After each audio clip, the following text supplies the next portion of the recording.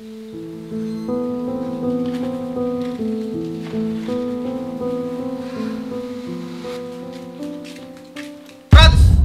Ano yung nabalitaan ko na mag-asawa ka na? Oo, kuya. Hindi mo kaya buhayin yung sarili mo? Paano mo mabubuhay yung magiging pamilya mo? Naghahanap naman ako ng pwedeng pagkakitaan, kuya. Ano naman mahanap mo? Hindi mo nga nasubukan magtrabaho. Marami naman sigurong pwedeng pasukan, kuya. Kung inayos mo sana ang pag-aaral mo noon, Susumpat mo na naman sa akin yan, hindi kuya. nakapagtapos ka sana ng pag-aaral at may magandang trabaho kagaya ko. Paulit-ulit na lang yan, kuya. Dahil yun ang dapat na ginawa mo noon. Pinag-aral ka ng magulang natin. Anong ginawa mo? Inuna mo ang mga bisyo mo. Wala kasi akong hilig na mag-aral noon, kuya. Saka hindi ako kasing talino mo. Kaya mo rin sana yon kung nagsipag ka lang at nagsikap. Basta, kuya. Magkaasawa na ako. Dito kami titira. Bahala ka na nga. Ano pa nga ba magagawa ko?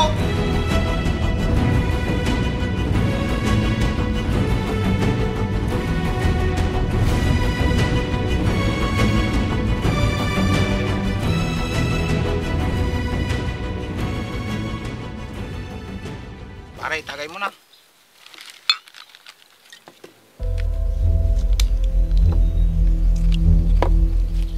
Buti ka pa, pare. Kahit may asawa ka na, nagagawa mo pa rin magsugal at mag-inom. Siyempre naman, pare, hindi natin makakalimutan yung mga ganyang bisyo. Lalaki tayo eh.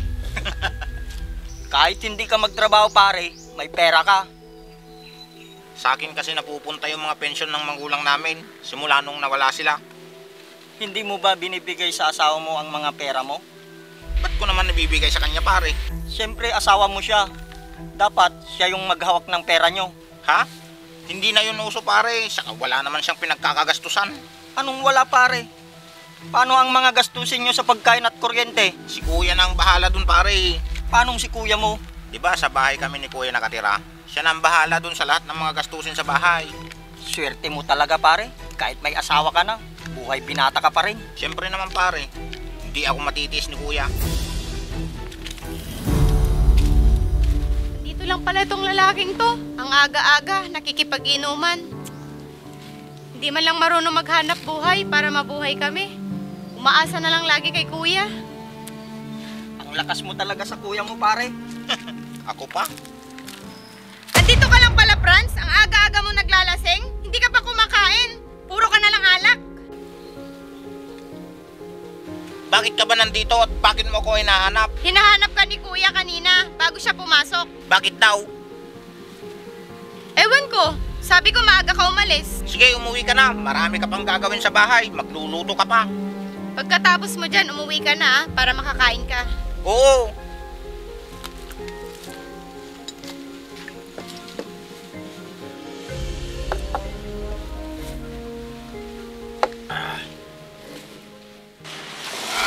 Bebe! Bebe! Jerry, ikaw pala. O bakit lasing na naman yung lalaking yan?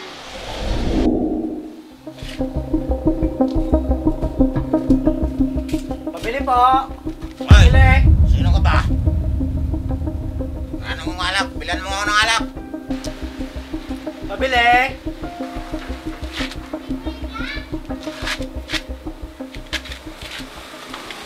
Sama mo makatingin na. Ano, papalag ka? Hindi po, kuya.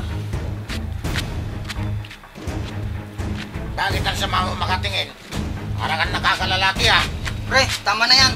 Hatid na kita sa bahay nyo. Pre, pagpasensya mo na tong kumpare ko. Tara na, pre.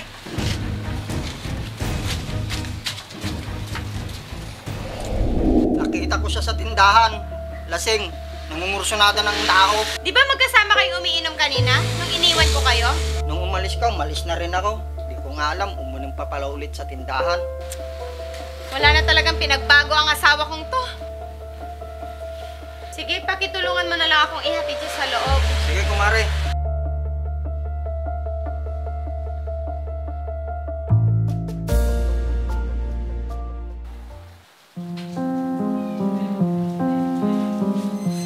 Orbe, andyan na ba si Franz? Oo, kuya. Andyan na. Nakatulog. Nakatulog? Bakit? Lasing na naman? Oo, kuya. Lasing na lasing. Hinatid siya ng kumpare niya kanina. Araw-araw na siyang ganyan ah. Hindi ko na siya nakakausap ng matinaw. Oo, kuya. Hindi na nga nakakakain yan. Puro alak ang laman ng tiyan. Kung palagi siyang ganyan, baka magkasakit na yan. Sigurado, kuya. Kawawa siya pag nagkasakit. Wala siyang perang pampagamot. May iba ako, Ruby. Gusto mo bang magnegosyo para may pagkakitaan ka? Oo, sana, kuya. Kaso wala kaming pampuhunan. Wala rin kaming pera ni Franz. Bibigyan kita ng pangpuhunan. Ano bang negosyo ang gusto mo kung sakali? Magtitinda-tinda sana ng gulay, kuya. Yung pang-ulam. Oo, maganda yan. Para may pagkabalan kayo, baka sakaling magbago si Franz. Oo, kuya. Siya yung isasama ko para pumunta ng palengke. Oo, sige. Sabihin mo yan kay Franz, Ruby. Oo, kuya. Para naman makatulong kami dito sa bahay. Kasi lagi na lang kami umaasa sa'yo. Nakakahiya naman. Pamilya na tayo dito, Ruby. Tutulungan ko kayo hanggat kaya ko. Salamat, kuya. Napakabait mo.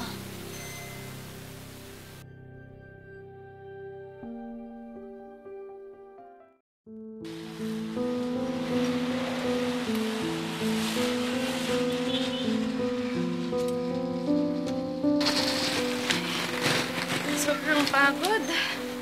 Buti na lang, napaubos ko lahat ng paninda ko.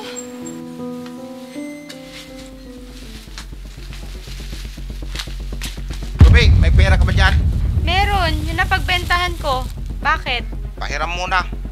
Bakit? Aanhin mo na naman. Magsasabong kami ng kumpare ko, may lalaban siyang manok. Gagamitin ko ito bukas, pamalengke sa mga paninda ko. Basta, hiramin ko muna, papalitan ko rin. Puro na lang ganyan ang sinasabi mo. Di mo naman pinapalitan. Ibigay mo na, dami mo pang sinasabi. Baka mamaya malasin pa ako niyan. Naubos na lahat ng kita ko at puhunan dahil sa pagsusugal mo. Eh di humingi ka ulit kay kuya pag naubos yung puhunan mo. Nakakahiya na kay kuya. Sa kanya na lahat tayo umaasa. Anong nakakahiya? Pamilya nga tayo, di ba?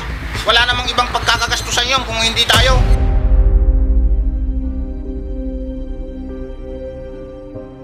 Kailan ka kaya magbabago, Franz?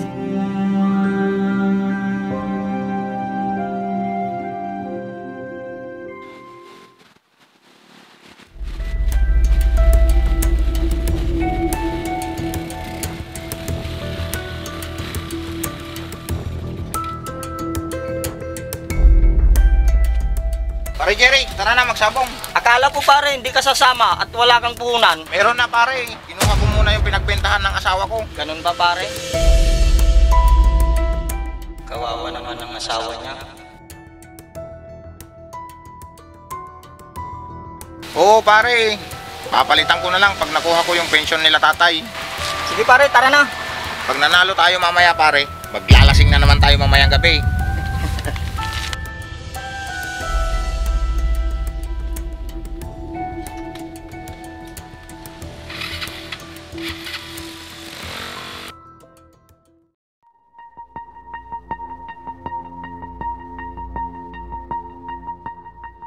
Wala pre, talagang malas.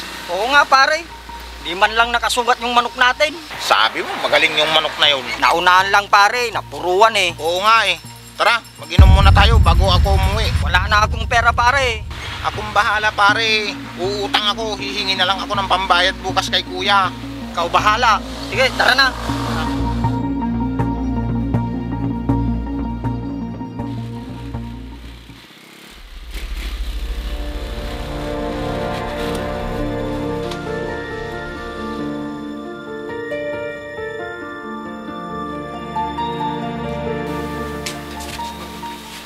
Franz, pwede ba tayo mag-usap? Ano na naman sasabihin mo kuya?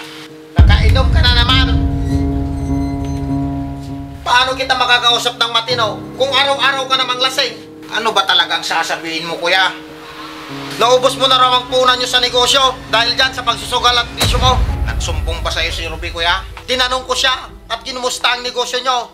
Sumbongera talaga yung babaeng yun. Di ka ba nahiya sa asawa mo? Nagpapakahirap siya maghanap buhay. Tapos ikaw, uubusin mo lang sa mga bisyo mo. Andiyan ka naman kuya na tumutulong sa amin. Hindi habang buhay, Franz. Kasama nyo ako. Kami lang naman ang pamilya mo kuya, di ba? Kaya ko nga kayo binigyan ng puhunan para may pagkakitaan kayo. Pero di ka naman nagbabago. Mas lumala ka pa yata. Bahala ka na nga dyan kuya. Puro ka sermon. Saan ka pupunta? Kinakausap pa kita. Matutulog kuya.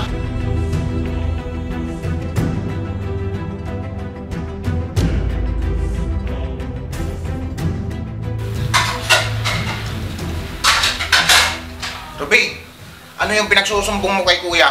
Nagtanong siya tungkol sa negosyo natin. Sinabi ko lang naman yung totoo. Dapat, hindi mo pinagtatapat yung totoo. Gagawin mo pa ako sinungaling sa harap niya? Eh napakabait ni kuya sa atin. Dahil dyan sa pagsusumbong mo, nasir mo na tuloy ako. Bahala ka nga dyan.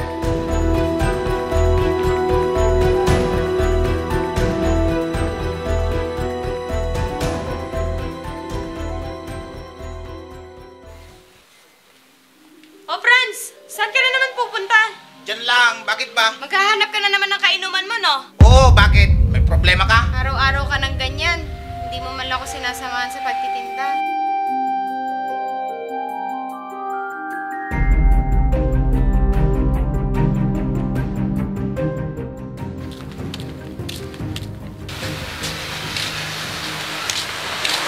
Oy pare, sakto ang dating mo. Bakit pare? Iinom tayo dito sa bahay. May pupuntahan ka ba?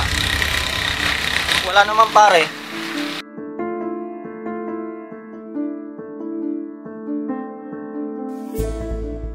Sa susunod na magsasabong tayo pare, sigurado na ang panalo natin. Ha? Baka maging talo na naman tayo pare. Hindi na pare, magaling ang manok kong yun. Baka pang tinola na naman yan pare. Oh pare, Aray. bakit anong nangyayari sa'yo? Masakit. Biglang sumakit tong tagiliran ko pare. Sobrang sakit. Pare! Pare! Pare, ayos ka lang ba? Bakit, Franz? Jerry, ano nangyari? Bigla na lang sumakit yung tagiliran niya. Mukhang malubha na ilagay niya. Kailangan na natin siya dalhin sa ospital. Sandali lang at tatawag ako ng masasakyan natin. Sige! Franz! Franz! Dadalhin ka namin sa ospital, Franz!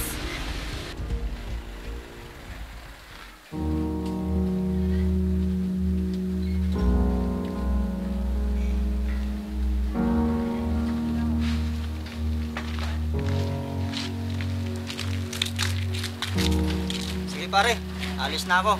Magaling ka ha. Sige pare, salamat.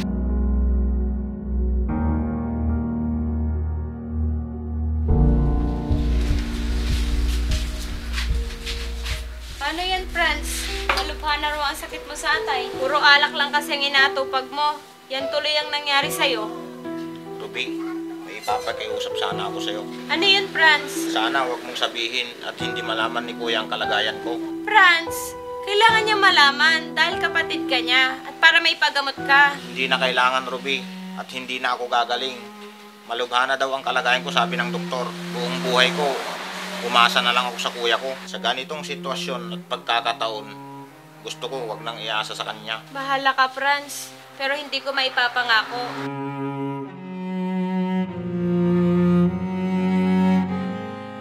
Sandali lang, Franz. Ikukuha kita ng tubig.